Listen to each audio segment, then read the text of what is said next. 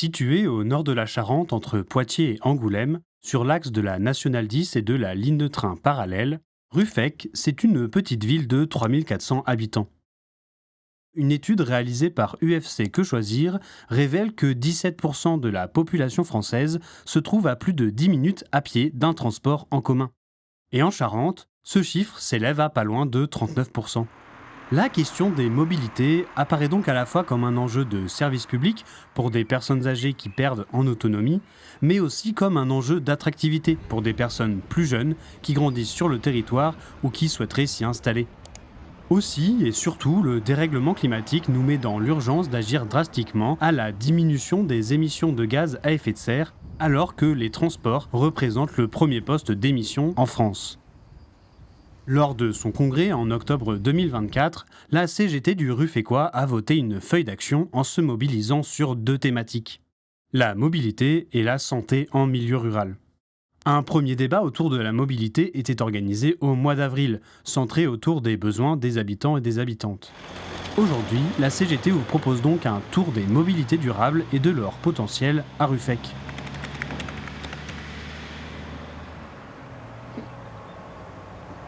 Le transport routier représente à lui seul 82% des émissions des transports. Et rien que pour la voiture de particulier, c'est 46%. Avec une pollution quasi nulle, le vélo apparaît ainsi comme une alternative pertinente à la voiture.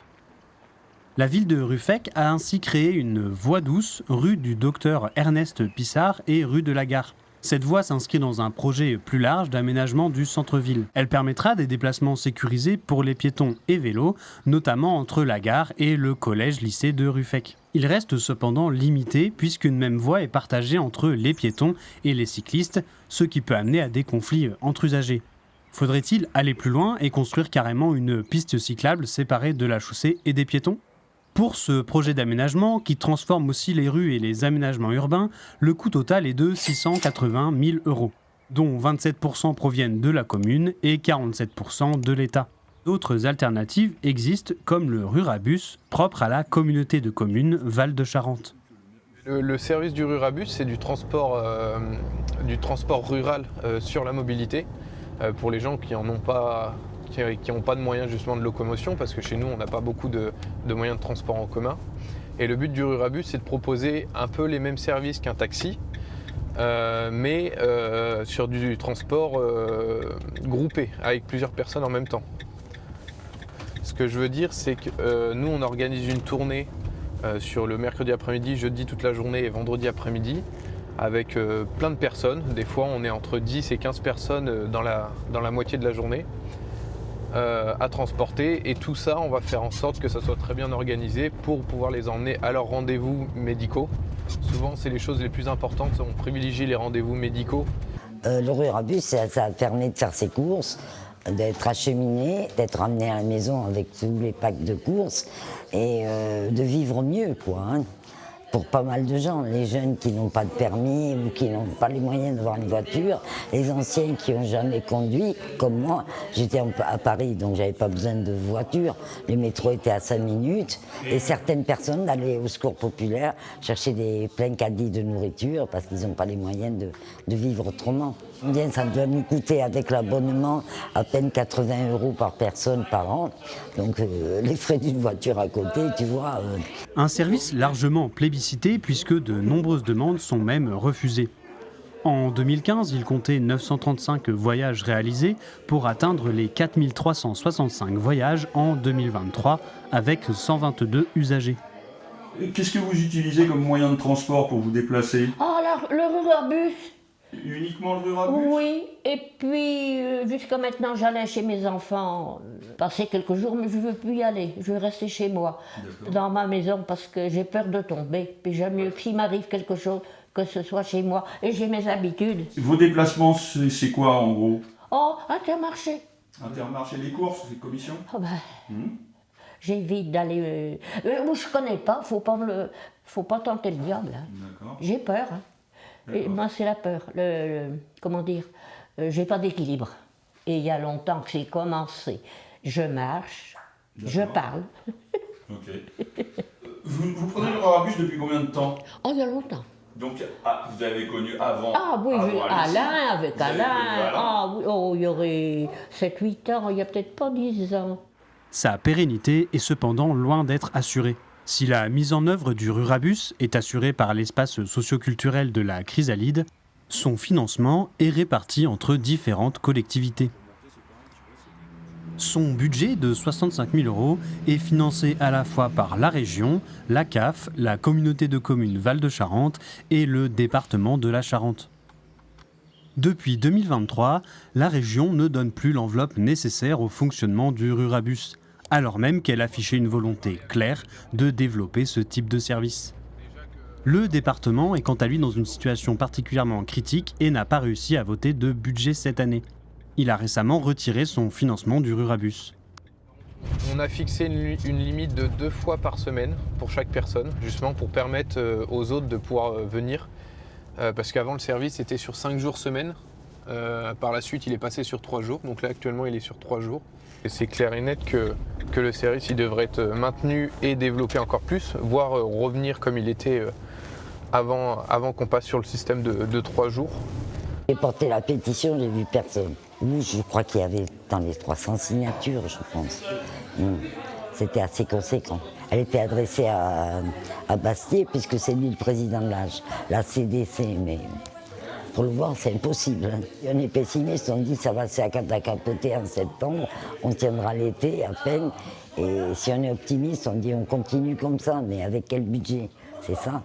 Si la prochaine étape, ce serait un service en moins, mais qu'il restait plus qu'une journée, Oh là là. est-ce que vous arriveriez à concentrer tous vos rendez-vous Ah sur ben, une seule journée? il faut demander ça à Alexis, C'est moi qui vais pu fournir après. et qui ne pourra pas. Eh ben oui. Il ne pourra pas satisfaire tous ses clients. Ah ben, je crois pas. Non, je ne suis pas exigeante. Non, pourvu que j'ai la possibilité de m'y rendre au minimum tous les 15 jours, ce serait bien. Pour moi personnellement. Il y en a peut-être qui ont besoin. Non, parce que j'ai quand même mes enfants. Si il me manque quelque chose, je ne suis pas gênée quand même. Ça me permet de vivre encore une vie normale. C'est ça. Ah oui. Mais au fait, qui finance quoi en matière de transport ?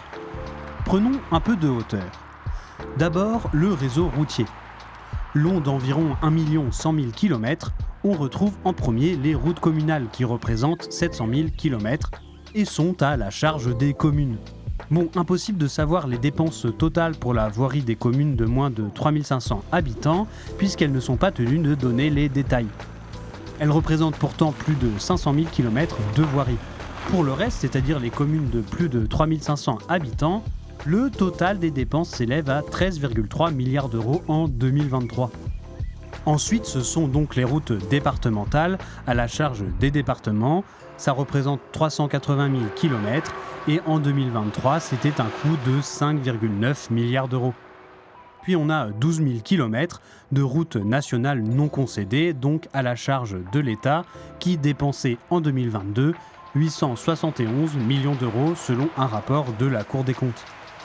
Et 9 000 km d'autoroutes concédées gérées par des entreprises privées, dont la principale source de financement sont les péages payés par les usagers.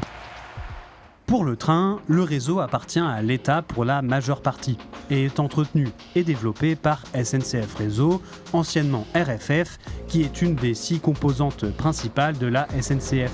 Parmi ces composantes, on retrouve une holding SNCF qui regroupe donc SNCF Voyageurs, SNCF Réseau donc, mais aussi Géodis, le premier transporteur routier en France, ou encore Keolis. Le réseau ferré est constitué de 28 000 km de lignes, dont 2 700 km de LGV qui permettent aux TGV de rouler à leur vitesse maximum de 320 km/h. En 2021, le budget de l'État consacré à la SNCF, c'était 18,5 milliards d'euros. En France, le réseau ferré est financé par des péages, une somme payée par chaque entreprise qui fait rouler des trains pour chaque passage. Au niveau des différents types de trains, les TGV sont financés entièrement par les billets. C'est une activité rentable pour la SNCF. Les intercités et les TER sont quant à eux des services conventionnés, c'est-à-dire subventionnés par l'État et les collectivités. Les intercités sont gérés et financés par l'État, tandis que les TER sont gérés et financés par les régions. En Nouvelle-Aquitaine, la région annonce financer 80% du service TER, le reste étant à la charge des usagers avec les billets.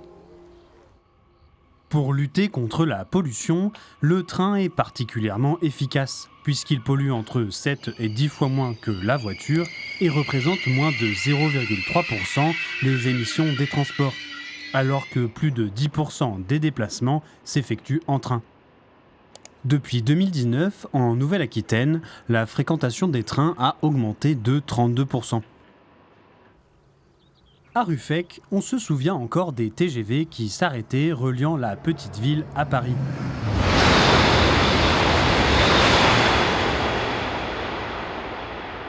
Mais depuis 2017 et la mise en service de la LGV Sud-Atlantique reliant Bordeaux à Paris, les TGV passent au loin mais ne s'arrêtent plus. Philippe Demery s'était alors battu pour le maintien de l'arrêt TGV en gare de Ruffec.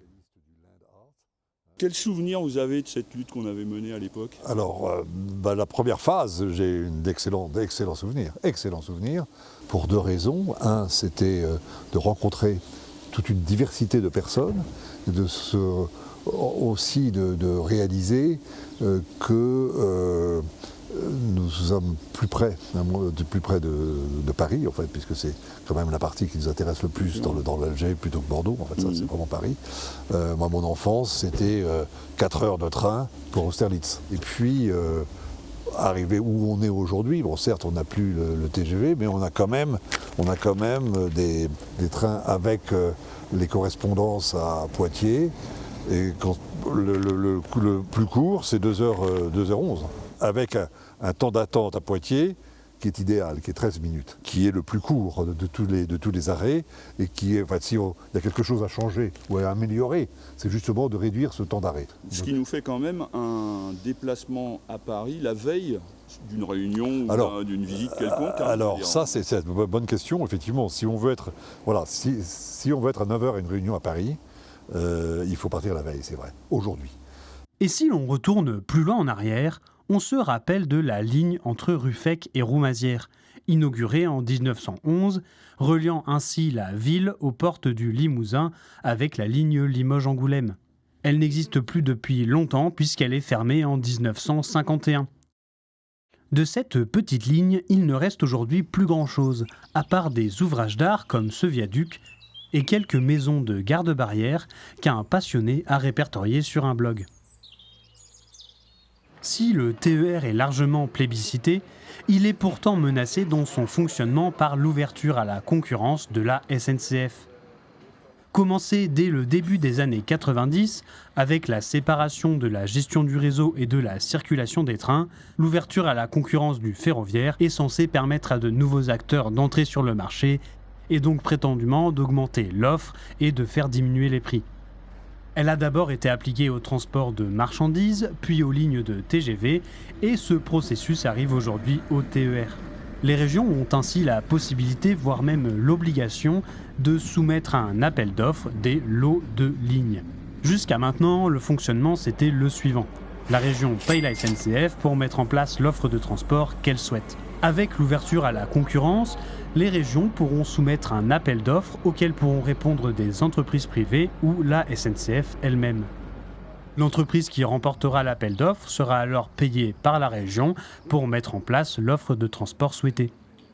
Alors l'ouverture à la concurrence, clairement, pour nous, ça veut dire augmentation des tarifs pour les usagers qui deviendront des clients, et au fur et à mesure, les tarifs vont augmenter. On l'a vu avec ce qui était EDF avant. Transdev, par exemple, qui a pris le marché sur Marseille-Nice. Ils ont cassé les prix des tarifs sociaux. Il n'y a plus de tarifs réduits pour les seniors, par exemple. Donc là, pour la suite, on a quand même la région qui appelle à la libéralisation du service voyageur dans la prochaine convention de gestion. Donc c'est la Nouvelle-Aquitaine. Hein. Elle sera séparée en 3 lots, d'après ce que j'ai pu entendre. Oui. Et le Poitou-Charentes sera ouvert le 1er. Ah bon, donc c'est une nouvelle forme. En 2027. Qu'est-ce que vous en pensez, vous, de la libéralisation? Écoutez, j'ai pas d'idée là-dessus. J'ai pas d'idée. Désolé. Oui, Ok. je pense que. Non, mais je comprends tout à fait. J'ai pas de. Alors le cahier des charges, oui, bon, il est là. C'est les camarades qui ont produit ça. Il y a tout un tas de revendications. On peut trouver ce que les cheminots voient pour le rail dedans. Et on voit là aussi qu'ils se servent des enquêtes sénatoriales. Dans cette enquête sénatoriale, on voit qu'il y a un coût pour la privatisation du TER qui peut s'élever à l'année de 40 milliards d'euros sur l'accidentologie. La pollution, ça peut coûter jusqu'à 100 milliards d'euros, puisque moins de trains sur les rails, plus de véhicules sur les routes et plus de morts, ça peut aller jusqu'à 50 000 morts. Si on veut parler d'environnement, on n'est pas du tout dans le moment. Quand on voit derrière nous, il y a la SCACHAP, on peut mettre plein de remorques sur le fret, sur les rails, et finalement, non, c'est que des camions, quoi. C'est 88% de la marchandise roule dans les camions sur le territoire français. Situé entre Poitiers et Angoulême, Ruffec se trouve sur l'itinéraire de la Nationale 10, un axe européen sur lequel transitent un certain nombre de camions.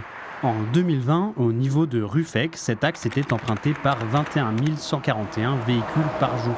Et c'est un axe largement surchargé de poids lourds qui représente pas loin de 44% du trafic. Si les autoroutes concédées sont principalement payées par les péages, les routes nationales le sont sur fonds publics. Ces infrastructures, la plupart du temps essentielles, sont aussi un des leviers du transport par camion. Mais ceux-ci usent la route jusqu'à 10 000 fois plus qu'une voiture. Paye-t-il l'infrastructure en conséquence ? Faut-il rediriger les camions de la Nationale 10 sur la 10 en obligeant les transporteurs routiers à s'acquitter d'un péage ? Un report sur le rail n'est-il pas envisageable ? Doublement bénéfique, puisqu'un train qui passe sur une ligne paye un péage à SNCF Réseau qui développe et entretient les voies. Ainsi, plus il y a de trains qui roulent sur une ligne, et plus elle peut être entretenue et développée. L'écotaxe poids lourd prévoyait ainsi de faire contribuer les transporteurs routiers de plus de 3,5 tonnes, soit environ 1 million de véhicules. Votée en 2009, elle a finalement été abandonnée en 2014. Face à la politique économique d'austérité mise en place par le gouvernement, le débat d'une taxe sur les poids lourds refait surface, pour alléger le budget des collectivités, de plus en plus abandonnées par l'État. Au-delà des émissions de gaz à effet de serre, c'est aussi la question de la pollution de l'air provoquée par les camions. Au niveau national et tous véhicules confondus, on estime le nombre de morts causés par cette pollution à environ 40 000. Un chiffre tout à fait conséquent dont on parle assez peu, alors qu'il est le résultat direct d'activités humaines. La CGT du Ruffecquois vous donne rendez-vous le 28 novembre 2025 pour un nouveau débat sur la santé en milieu rural, au cours duquel nous aborderons la question de la pollution de l'air.